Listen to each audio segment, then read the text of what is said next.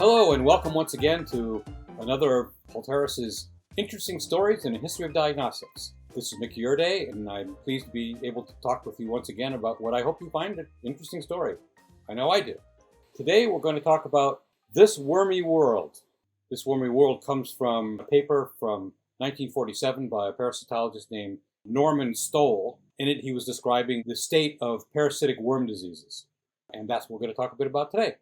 Many years ago, in fact the late 1800s, a very well-known polymath from England, J.B.S. Haldane, once said that he felt that God had an inordinate fondness for stars and beetles.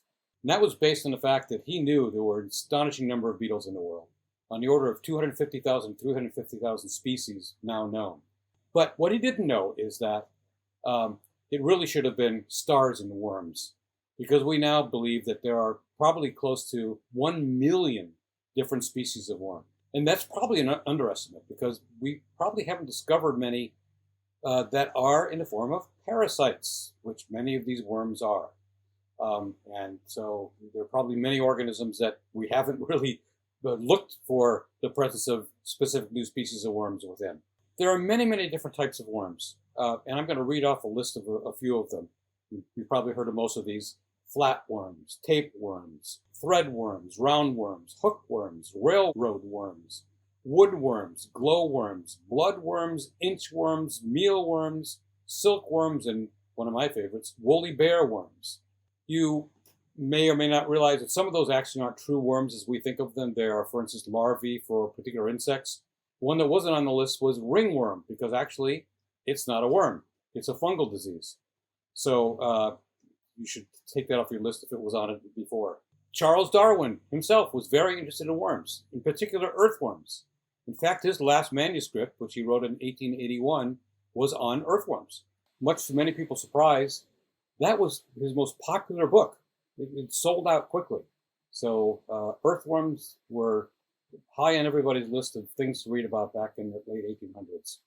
A large number of the worms that we're aware of are in fact parasitic to many different types of organisms, and many of them in humans. There are many different human diseases that are caused by worms. They include things such as tapeworms, which you probably are aware of, but you may not know is people used to actually eat tapeworms thinking they would keep their weight down, which they don't. Guinea worms, which are something that's been the focus of Jimmy Carter and the Carter Foundation, trying to eradicate them from the earth. As a matter of fact, they got very close until a few years ago when dogs became infected once again and passed it on to humans. So they're still trying to get rid of the guinea worms.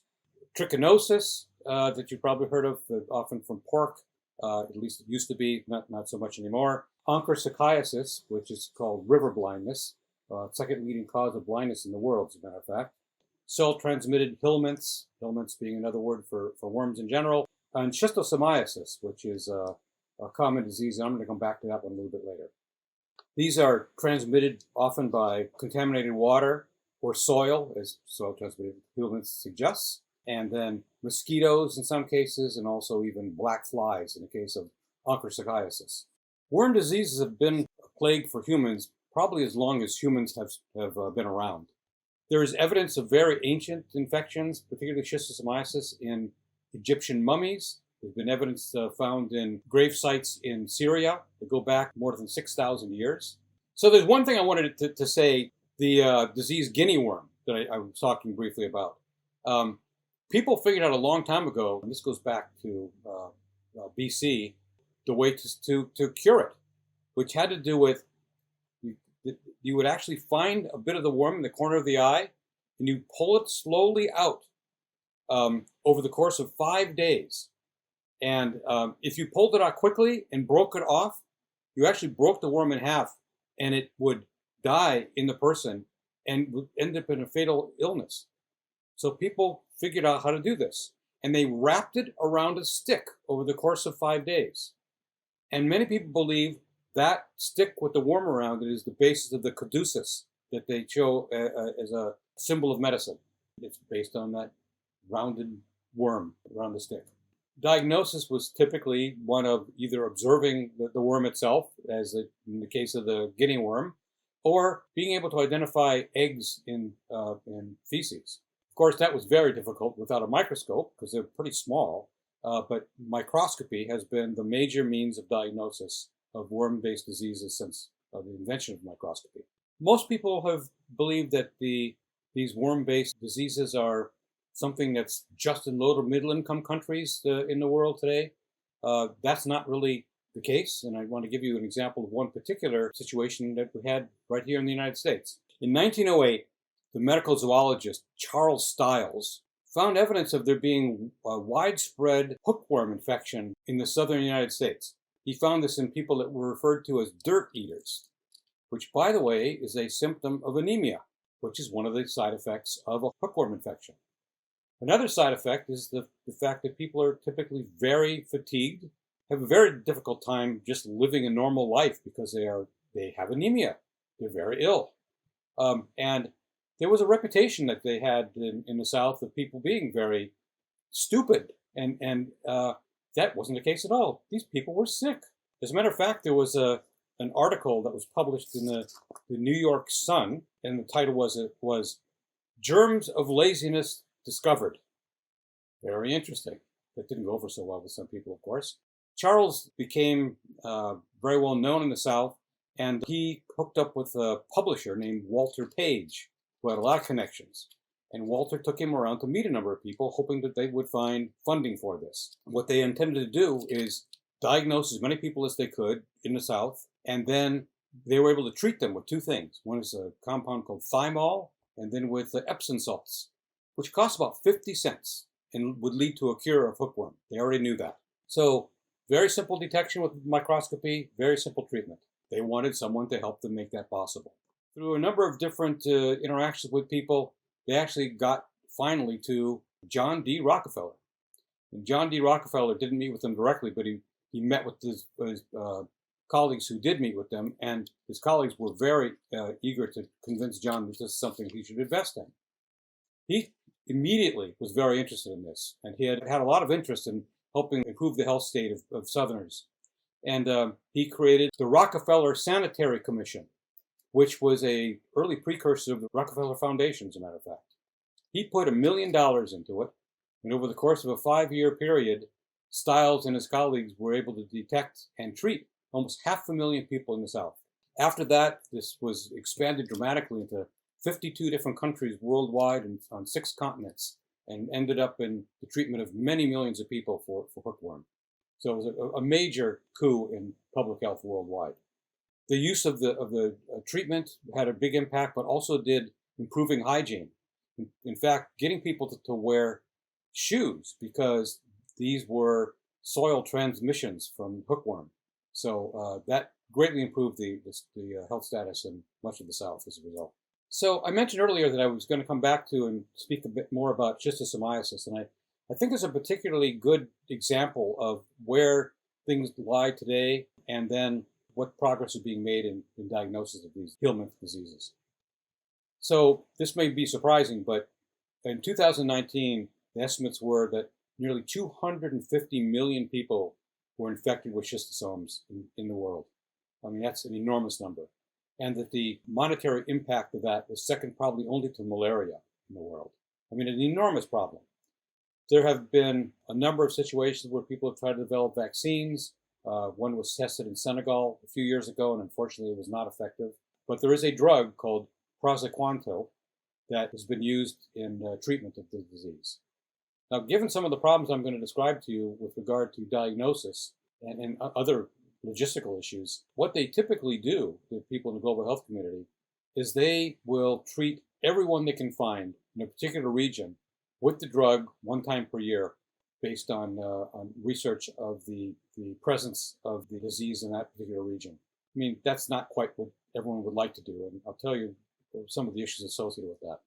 It's really tough to do diagnosis with feces in microscopy, as you might imagine. You know, what the global health community does today is they'll go into schools in a particular region. So they test kids. And what they do is they ask the kids to bring, and I'm not kidding, they call this a lunchbox of feces into the school so that they can actually do the test. It's called the Cato-Katz test. And it takes a pretty darn well trained microscopists to do it properly, because they try to actually quantitate the number of eggs in a sample. But they'll do that in several different schools. They'll try to estimate what the current prevalence of the disease is and whether or not they should stop or reinitiate one of these so-called MDA programs locally. There have been developments of other types of tests for schistosomiasis. One is a so-called ELISA test, immunoassay. Doesn't work all that well. A few other ones, one based on alkaline phosphatase. But there's been probably the best work done, in my personal opinion, over the course of the last several years out of the University of Leiden in the Netherlands. There's been a team there working on schistosomiasis since 1978. They've made some great progress, one of which has to do with the discovery of some particular new so-called antigens that are associated with schistosomiasis. One of the key figures in that is an individual named Govert van Dam, not to be confused with Jean-Claude Van Damme of movie fame. I don't think they're related either. Govert's a very interesting person. I've had an opportunity to meet him. Govert has a research institute to work on schistosomiasis. He runs a church, and he's president of a concrete company. I don't know how he finds time to do all those things, but he does. So after he left graduate school, one of the things he worked on were two compounds that they had discovered in Leiden. One is called CCA and the other is CAA. And if you're interested, that stands for circulating cathode antigen and circulating anode antigen. So Govert worked with a team in South Africa to develop a commercial test for schistosomiasis that was based on the CCA, and it's in the form of what they call a lateral flow assay, which is very convenient for people to use. It's been used for a very long time in HIV and malaria diagnosis as well. That particular compound, though, the CCA, is in fairly high quantities in the urine of people who are infected, but it's not quite as specific as they would like. It doesn't pick up all the cases, for instance, and it has false positive cases. So they've been working on CAA, the other compound, which is in lower quantities, but it's more specific, and this is the one they really would like to have. But there have been issues with regard to whether the technologies that could be used in a very simple assay like that were sensitive enough for them to pick it up. And so they've been working on that. And we've had the pleasure at Halteris to work with people in this field, schistosomiasis, for the last several years. We work with people at the Gates Foundation, with the Foundation for Innovative New Diagnostics, the WHO, and we're actually able to bring people together. In fact, we had the opportunity to bring Govert and the team at the University of Leiden together with a group in the UK called Mologic, who is now working with funds from other sources to develop the CAA test. And when they have that, it should be possible to take just a drop of urine and from that detect the presence of the organism. These CAA and CCA are compounds made by live schistosome worms. So they're a particularly good way to determine the presence of those worms. We expect that to come about over the course of the next few years here, maybe even sooner. And at that point, it should be possible for people to take these simple assays into the field and even go to people's homes. They could still go to the schools that they wanted, look at a small amount of urine, determine the presence of the organism, and right there treat that person with the praziquantel. So that will be an enormous improvement in what's being done today. Fortunately, in some of the other disease states, that's happening as well.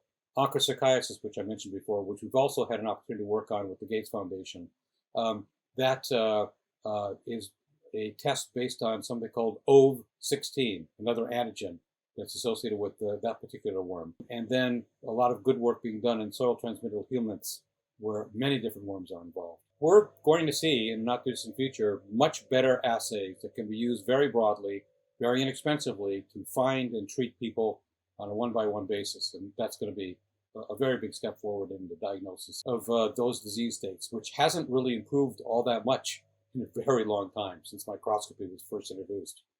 We anticipate that with all these developments, we will have a somewhat less wormy world than we do today, and that's going to be good for everybody. So thank you once again for listening to one of our, hopefully, interesting stories in the history of diagnostics. And until next time, this is Mickey Urdea signing off. Bye-bye.